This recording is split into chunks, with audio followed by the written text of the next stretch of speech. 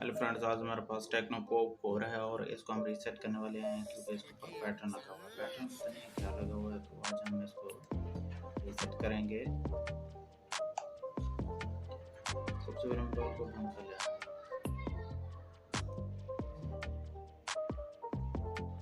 ये हो गया जी।